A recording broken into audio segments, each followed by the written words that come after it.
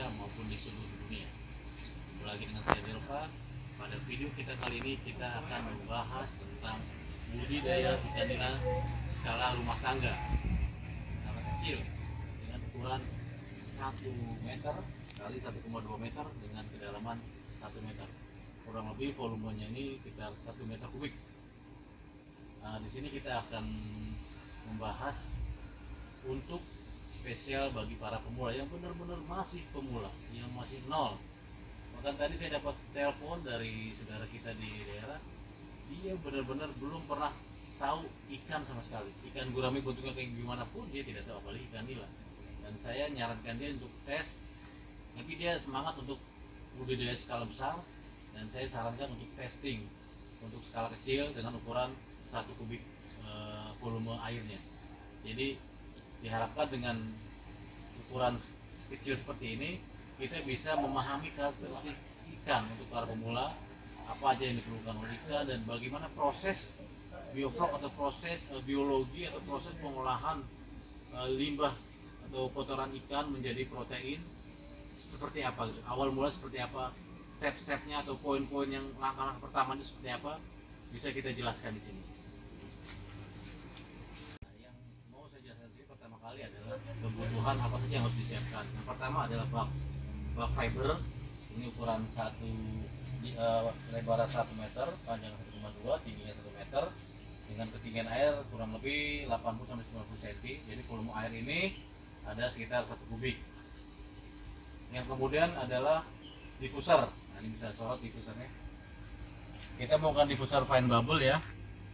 Jadi kenapa saya lebih condong menggunakan diffuser fine bubble? Karena diffuser fine bubble ini anginnya itu lebih besar, serapan oksigennya itu lebih banyak, itu kurang lebih 25% dari udara yang disebutkan itu oksigennya, dan datanya terukur gitu, dibandingkan dengan batu aerasi. Dan kemudian pipa dan blower aerator dengan ukuran 20 watt. Jadi alat-alat inilah yang harus disiapkan. Jadi sebenarnya saya ingin sampaikan bahwa pada video saya yang sebelumnya di Lombok itu saya katakan bahwa 1 kubik itu kita butuh daya 10 watt. Saya ingin membuktikan kepada rekan-rekan sekalian dengan ukuran 1 kubik ini benar nggak dayanya 20 watt. Makanya saya coba untuk cari blower dengan ukuran yang 10 watt, tapi ternyata di pasar itu blower paling kecil itu 20 watt ukurannya. Blower 20 watt dengan satu diffuser yang 10 in. Bisa dilihat gelembungnya. Angin cukup besar ya. Ini kalau kita kecilkan seperti ini, nah ini kecil,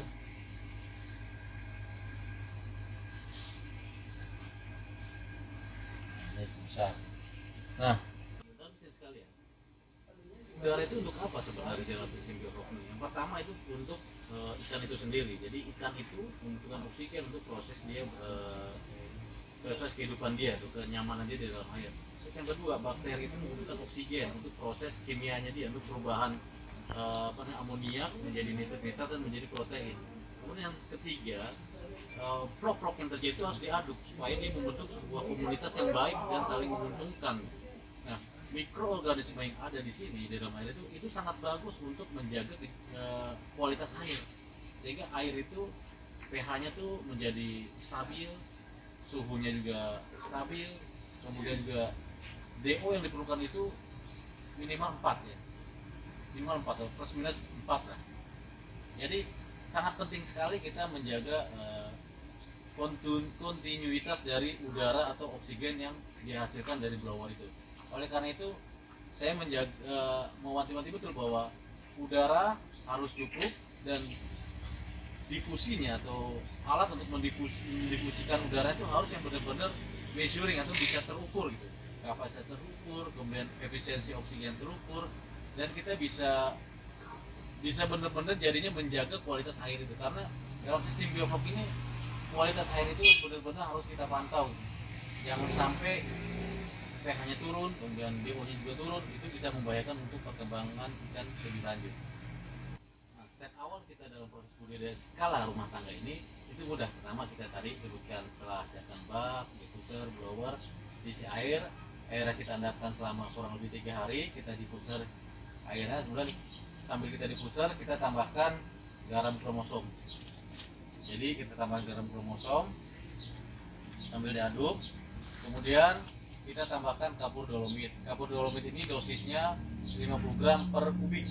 50 gram per kubik. Kemudian kita tambahkan molase itu 100 ml per kubik, dan probiotik itu sekitar 50 gram per meter kubik air. Nah, bagaimana prosesnya kita lihat. Proses untuk pencampuran media atau probiotik yang diperlukan oleh proses bioflok ini. Nah, ini kebetulan udah jalan 3 hari, jadi udah kita tambahkan garam ini ya, garam kromosomid, jadi kita nggak tambahkan lagi. Saya cuma ngasih contoh aja nih, seperti ini 1 kilo ini untuk 1 kubik. Jadi kapur ini 50 gram per kubik. Jadi kita harus aduk dulu sebelum kita masuk ke dalam air ya. Kapur 50 gram, kita kira-kira aja. Dan kita aduk.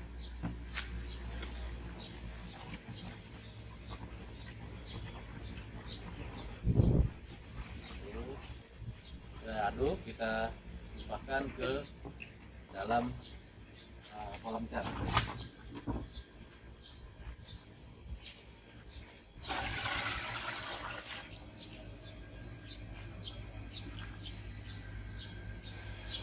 Selanjutnya ini adalah molase, dan ini probiotik yang berisi bacillus ya, bakteri lactobacillus dan saccharomyces.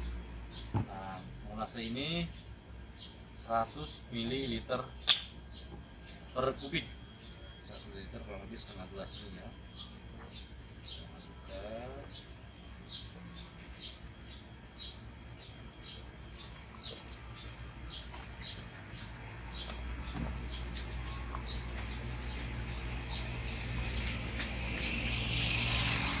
Dan bakteri ini 10 sampai 50 gram per kubik.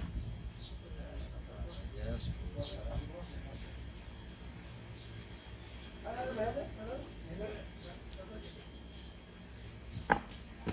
Lagi kita aduk.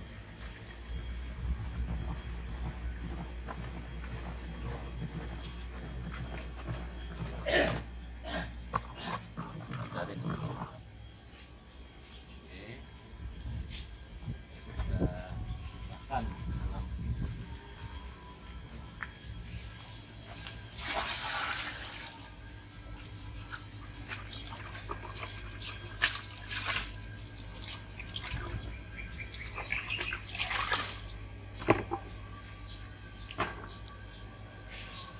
ini adalah proses yang sederhana ya yang kita lakukan. Jadi kita mencampur kapur dolomit, garam kromosom, probiotik, molase pada tahap awal.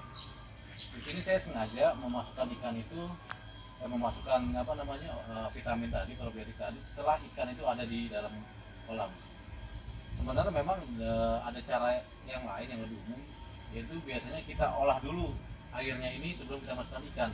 Tapi biasanya untuk skala rumah tangga, kalau kita lakukan itu, kita butuh bak minimal 2. Karena kita bak hanya ada 1, maka diperbolehkan untuk ikannya dulu kita masukkan, kemudian baru treatmentnya kita lakukan secara bertahap setelah ikannya ada di dalam air. Nah, proses ini bisa diulang pada hari ke-7 atau hari ke-10. Nanti kita bisa lihat hari ke-3, ke-5 itu vlognya seperti apa, kita bisa ukur vlognya. Apabila vlognya itu kurang dari masih 10 ml per kubik, kita bisa tambahkan molase atau probiotik lebih lanjut. Dan untuk makanan ikan sendiri itu 1% dari bobot ikan. Nah, rekan-rekan sekalian, demikian tadi sedikit informasi dari kami.